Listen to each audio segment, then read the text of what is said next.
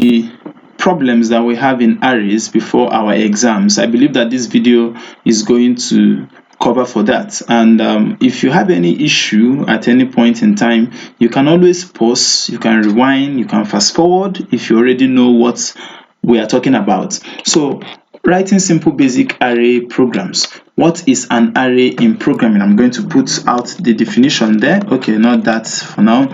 Okay, an array is a data structure that contains a group of elements. Typically, these elements are all of the same data type, such as an integer or string. Arrays are commonly used in computer programs to organize data so that a related set of values can be easily sorted out. Wow, okay, very long. So, but this is very important. What I'm going to paste now will determine what you may be writing in your exam. So an array is a data structure. I'm going to underline that that contains a group of or list of. These are the keywords. Elements, okay. Elements is also part of the keyword. I'll put it in blue. Now, an array is a data structure that contains a group of slash list of elements of the same type. Is a must. Of the same type, you must write that. Of the same type. An array is a data structure that contains a group of or list of elements of the same type. Okay, so we are going to go straight into writing a simple program first, and then we convert it into an array program. Okay, so I've already had that. So for example, we have to write the area of a circle. Area of a circle. I wrote it as an array program. I'm going to delete it so that it can be a simple program. Okay.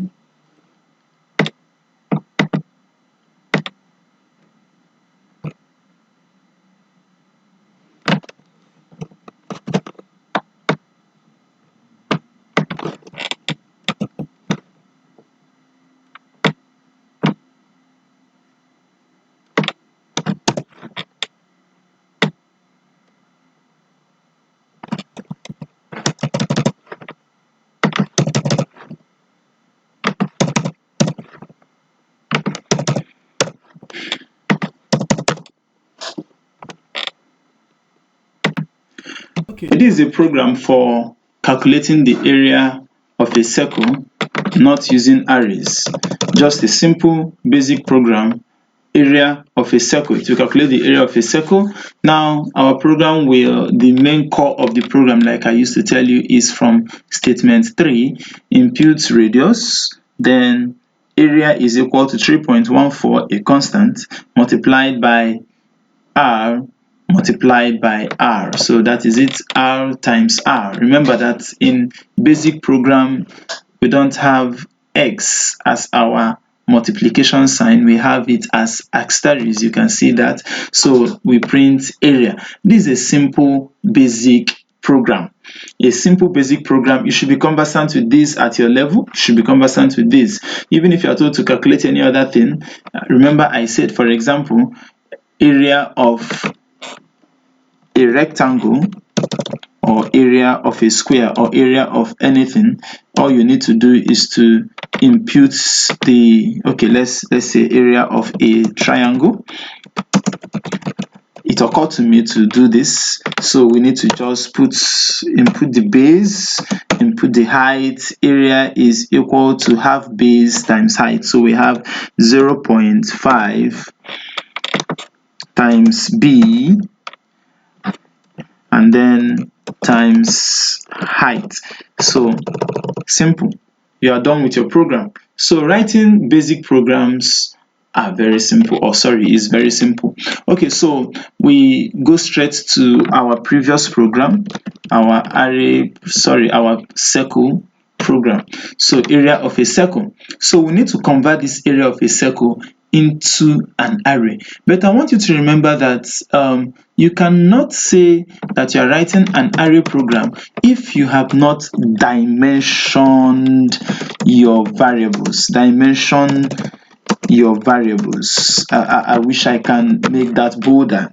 Dimension your variables. Please, students, dimension your variables. Dimension your variables. So it is very important to dimension your variables. Dimension your variables. If you don't, the examiner will take it as though you have not written a program on arrays. Okay, so how do you do that? Remember, we have the R and we have the area. We have the R, we have the area. These are the two variables in your program, R and area, and we need to dimension them for just 1 second. We are converting this program, we are converting it to an array program for just 1 second. So what do? We dimension our variables. Look at this. Using purple, I use purple text to do that. Dimension dim R1 and area 1. I can actually dimension more than one. I can dimension more than one variable with one dim statement. Dim R1 and area 1. Remember, I'm doing that for only 1 second. And then I want you to take note of something. You can see that my program has changed. I have input R1, area 1, 3.14 times R1 times R1 print area 1. Now you are doing this for only 1 second and you're doing it for the first second, and then you print your work and you end. You actually display. So in basic, display means to print. Okay, let's compare the two programs. Now this is the previous one, area of a circle without dimension, just a simple circle, just 1 circle. So we have that. And then area of a circle, a simple circle, 1 circle with dimension. This time around, it means that if you call up this program at any point in time and request for radius 1, it will show you, because the essence of arrays is for easy sorting and searching. I think we have it here, organize data so that a related set of values can be easily sorted or searched. Okay, so that is it. Okay, now the essence of arrays is not for us to calculate um for one circle or for one element and all of that. No. In as much we cannot be searching for one thing from our statement, we cannot be searching, we cannot be organizing only one thing. So the essence of arrays is to calculate more elements.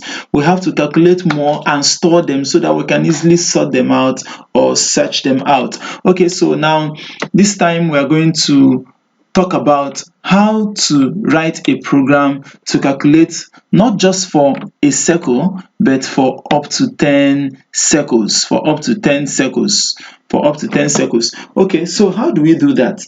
Now it is important for you to know that it is not wise if you can do it and it will work. Remember, the end justifies the means in programming. The way your programming finally runs successfully justifies all the things that you have done. All the bad work that you have done is justified by your program running perfectly to the end. Now, but it's not good, because when you want to document your program, you have a lot of documentation if you write programs badly. Okay, so now we are going to talk about the for to next statement, and then we are going to talk about the syntax of that for to next statement. You can see it. Why are we talking about it? Because it is a loop structure. We can say is a loop construct. Loop means to do something repeatedly. Loop in programs means repetition. So what we are trying to say is that if we are going to calculate the area of 10 circles, we have to do something repeatedly until we get to our final destination. Okay, so now taking note of the syntax of for to next statement, we have for counter is equal to initial value to last value. It's a very powerful statement. For counter equal to initial value to last value. I will deliberately not write a program with it here, because in our scheme of work we were asked to teach only why when statement, but it is important for us to show the essence of the for to next statement, because that is where why when statements evolved. Okay, so you can see that counter is equal to initial value to last value. Our counter is what will help us count from 1 to 10. We want to calculate the area of 10 circles. Our statement 1, statement 2, statement n, the things that should happen when we are calculating these areas. And then next, it will keep going back until you can see my cursor. It will keep going back until we get to the last statement. Okay, so now why when statement, why when statement. So why when statement, or rather why when construct, I'm going to use construct there. Construct, why when construct, why when construct is a loop construct that will enable us do the same thing that we can do with the for to next statement.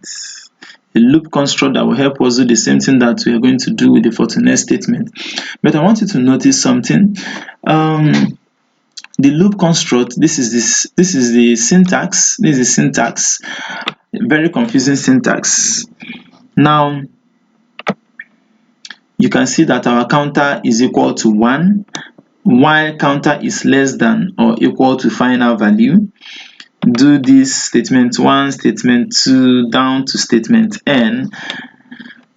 Notice that in the for to next construct, we have initial value of our counter, and then we have the last value.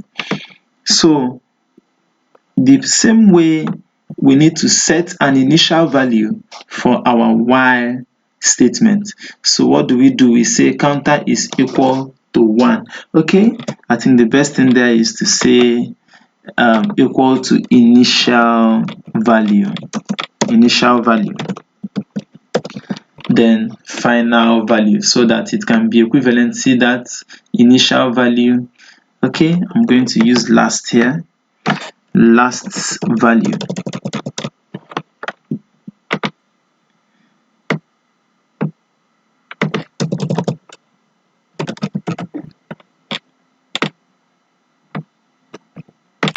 Initial value and last value. So these two statements here is equivalent to this one, for counter equal to initial value to last value. So whereas in this you have to set your counter and then you now put a condition. Please put your condition in bracket. Okay, so you put the same statements that will help you calculate anything. Now the for to next statement has the power of increasing by itself.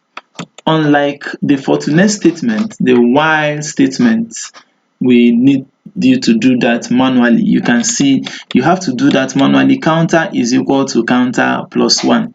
So after working on all of this, then you have to increase your counter by 1. If you don't do that, your counter will remain at the same initial value until you decide to close your computer, because the program will not stop.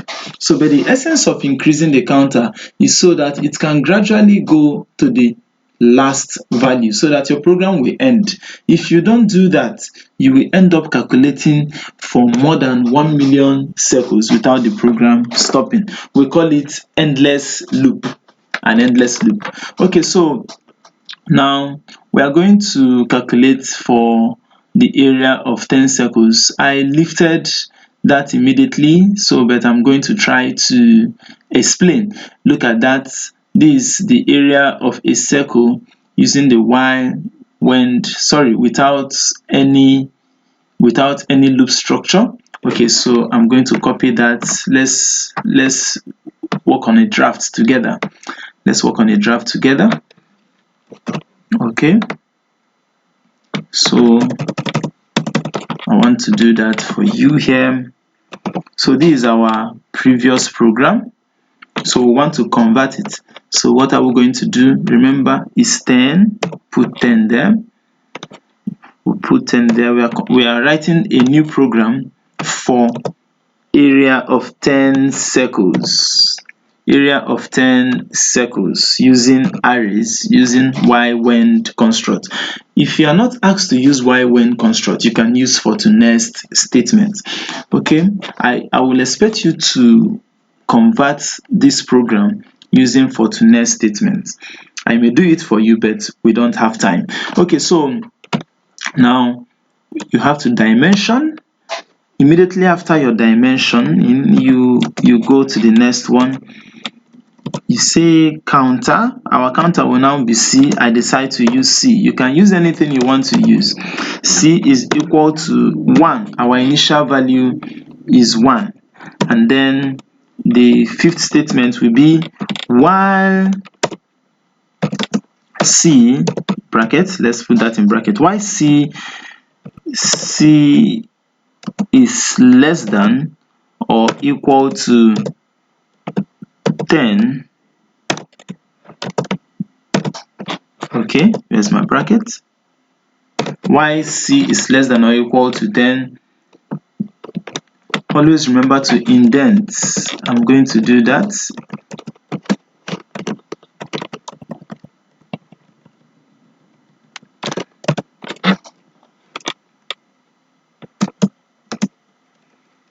C, I'm incrementing my counter, is equal to, based on our C is equal to C plus 1. But I want you to notice something. We are not using 1 again here. We are using C. We are using C. C is our counter. We are using C. So you change all of that to C. Please remember to, first of all, draft your program before writing the ones that you're going to write for an examiner. Okay, so the main points of the program. C, we have initialized. First of all, you must dimension. You dimension before any other thing. Dimension immediately after your rem. So you have the initialized counters to 1. C is equal to 1. Then while C is less than or equal to 10, you test for C. Then impute RC for the first counter, area C for the first one, RC, area C, C is equal to C plus 1.